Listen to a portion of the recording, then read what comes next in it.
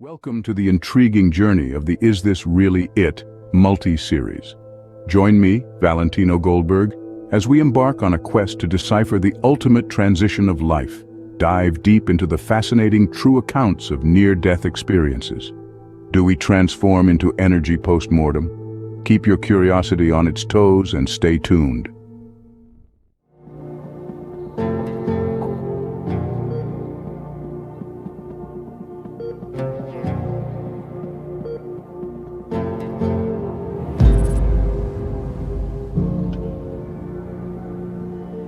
I'm super grateful and honored today to have Scott Drummond join us.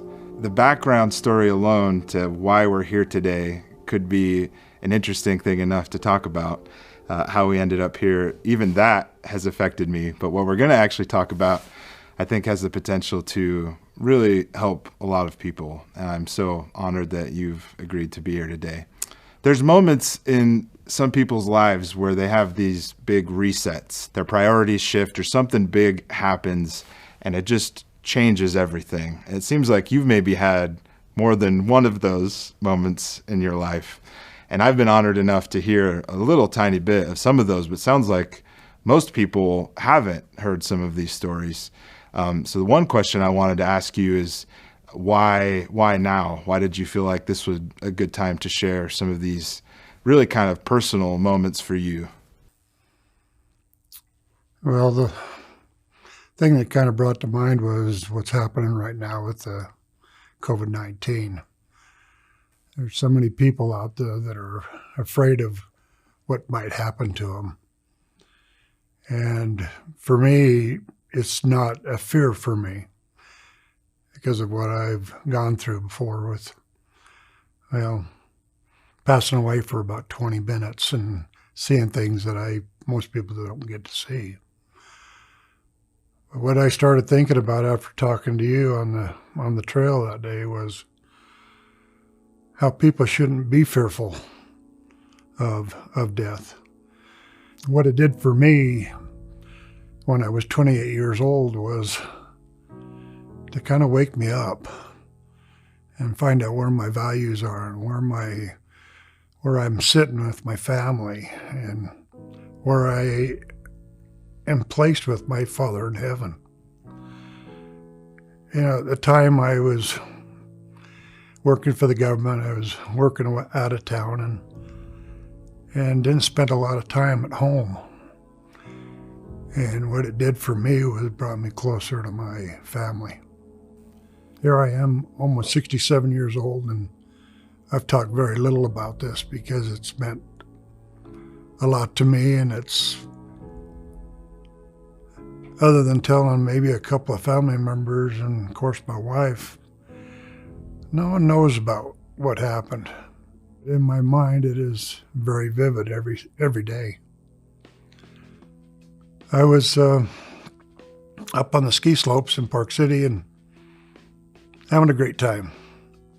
We were skiing all day and I was in the lift line, and all of a sudden a lady came down and she had her poles going every which way and ran into us in the ski line. And well, needless to say, I skied the rest of the day. When we got through, I took my glove off and down at the car, and my thumb was hanging straight down. And it knocked my thumb completely out of the socket. And I knew I had to have something done. It started to hurt once I got into that warm vehicle. You skied the whole day with your thumb hanging around? Yes. Yep. I knew I had to get something done. So we scheduled surgery and got prepped. And what I remember most vividly was sitting in the operating room, and the doctor put a sheet between me and my right hand, and my right thumb was tore down, and there was a nurse in there, and the nurse in there made mention to the doctor that she'd never done a tourniquet before and didn't know quite how to change the valves, and the doctor said that he'd talk her through it.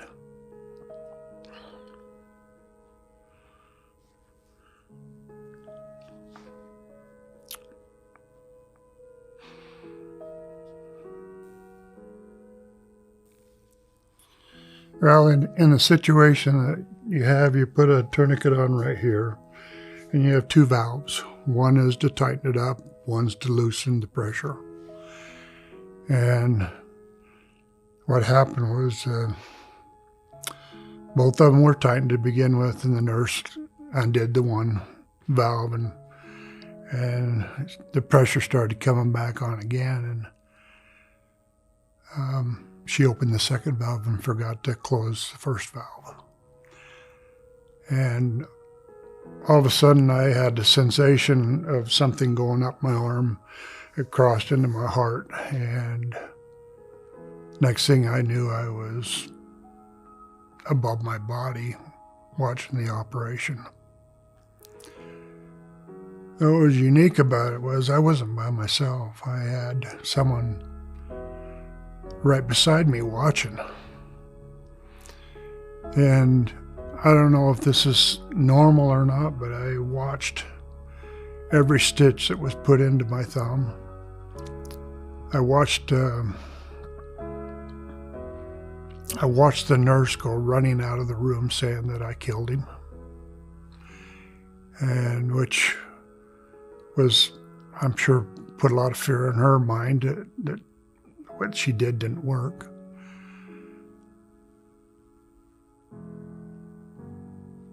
But I sat, and even though I never did see the person next to me, I sat right next to him as if I knew that person. And everything was done through the mind. There was no talking. I could hear what the doctor was doing, but I could never hear mouth to mouth what was being said with the person that was next to me. And we sat there and watched the operation.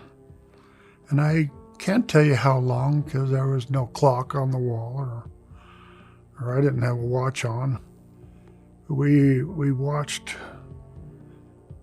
how serious the doctor was about finishing his surgery on my thumb. And I watched him cut me here and tear a tendon out. I saw him wrap it around my thumb, and I started watching him put me back together. Something that was supposed to be a very simple operation ended up being not so good in the end. We sat there for a little while, and I can remember I was sitting above. I was laying down, and how you lay out with your arm like this, with the sheet right here. And I was sitting right up here above watching the surgery. And then in my mind, I was told, okay, it's time to go. And I remember so vividly I could never look back. I was instructed never to look back again. And the next thing I knew, and it was like a twinkle of an eye, I was standing in a field where the person that was with me was right next to me, but I couldn't see him. And I looked over to the left, and there was some great big tall trees. And I remember they were the most unusual looking trees, had a long trunk with the leaves up on top. And there were lots of them. And then to the right of that, which would be still to the left of me, was wildflowers, just beautiful wildflowers. And they were up about to my waist. And I just remember looking and seeing how beautiful the flowers are, because it's something that I really enjoy is yard work and gardening. And I just remember the vivid colors were just magnificent. And then in front of me, and then to the right, was tall grass that came up probably just about my waist high. And I was just standing there.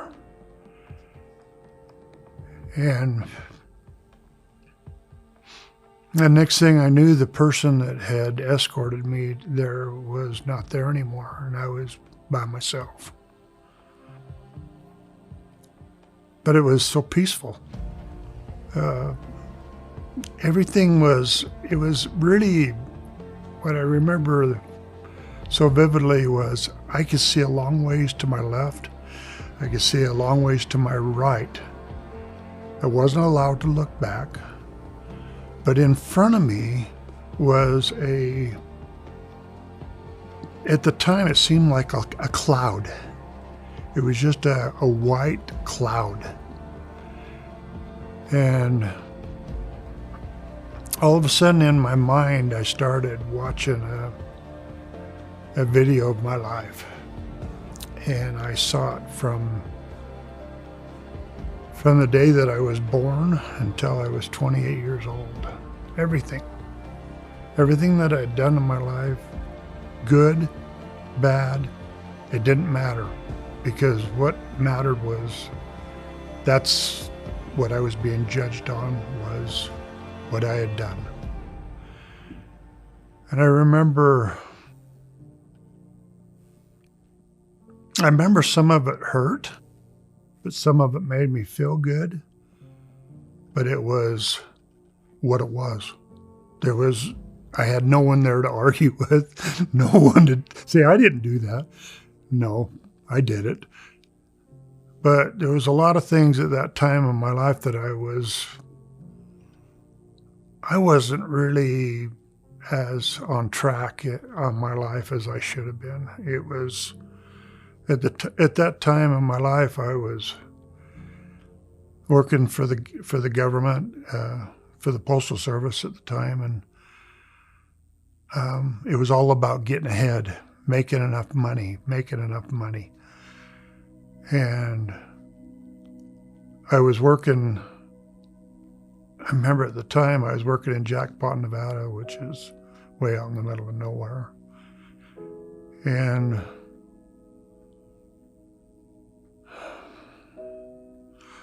knowing that everything that I was doing was for myself and not for my family.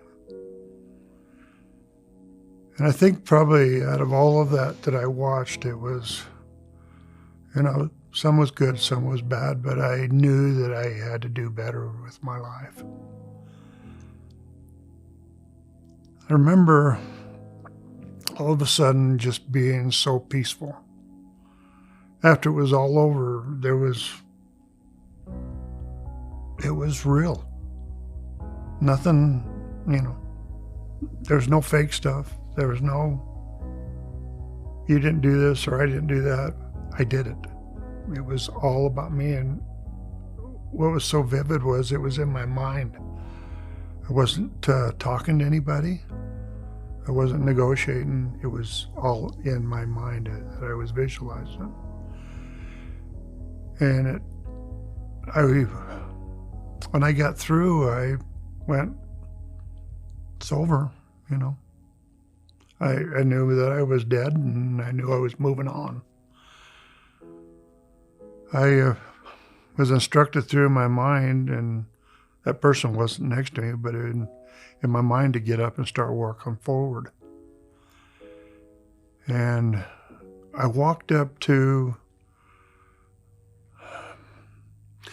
this white cloud, and an arm came through, only about this much. And it just came through, and I'll never forget it. It was an arm that was strong. It was somebody that had worked either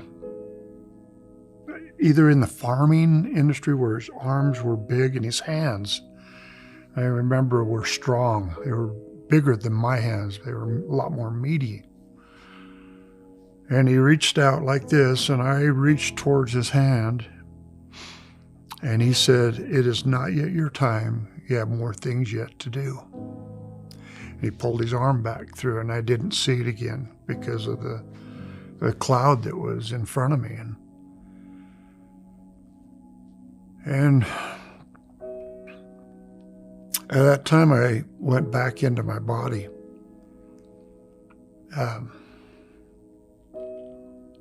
The doctor said that there was a war going on inside of my body. The war was that I did not want to come back because it was so peaceful.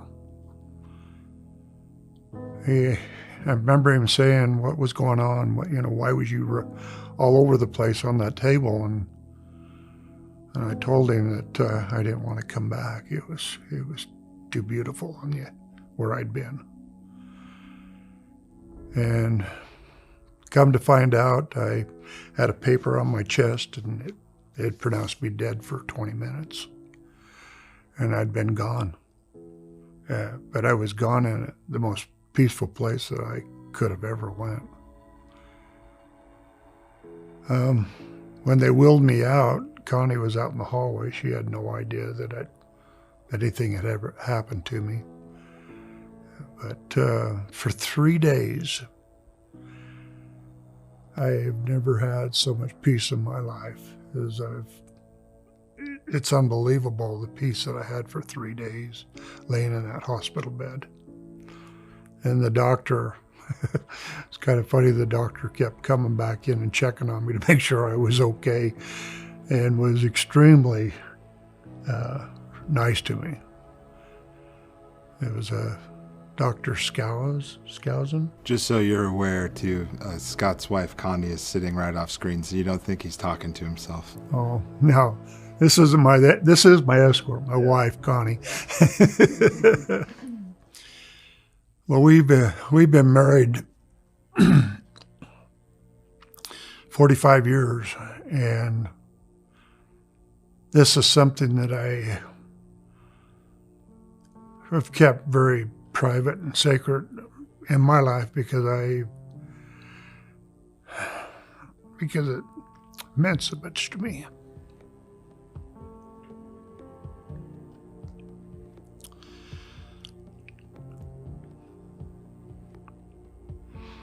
Well, it changed my life.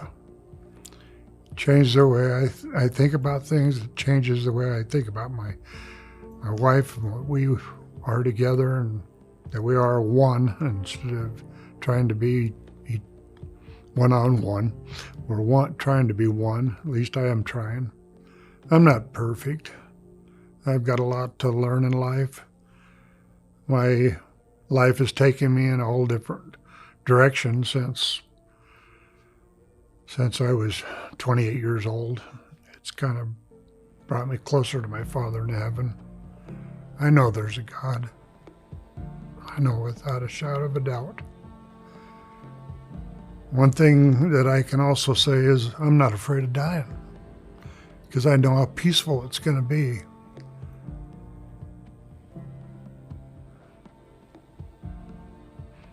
My thumb works today. Very good. I call it my bionic thumb. But I love my family. I love my wife. Whew. Thank you so much, Scott, for sharing. There's so many things to be taken from that. One alone, just that you have zero fear of dying in the world's current climate. That alone, if some people could latch onto that and just know, a lot of people have died in the past 2 months, knowing that this life isn't it, that there's more, and that it's the most peaceful you've ever felt. One thing I thought was particularly poignant as well, that idea of never looking back. That's something in our lives too. I think we hold a lot of baggage, and maybe we feel bad about things that we've done. I think that's a really interesting message that you had while you were there, that we can also take away, is that, like, you can always start again. Not everyone is going to have an experience like that, but you can take Scott's word for it on what it's like, and that this life isn't it, and that there are times where you just have to reprioritize, reset, and don't look back. Don't look back at what you've done, aside from using that as inspiration to change your life and to do something better. So thank you. Keep watching for more enigmas in the passionately riveting Is This Really It? Multi-part series. Subscribe and activate the notification bell. Grab the chance to be the first one to uncover the hidden truths of the afterlife.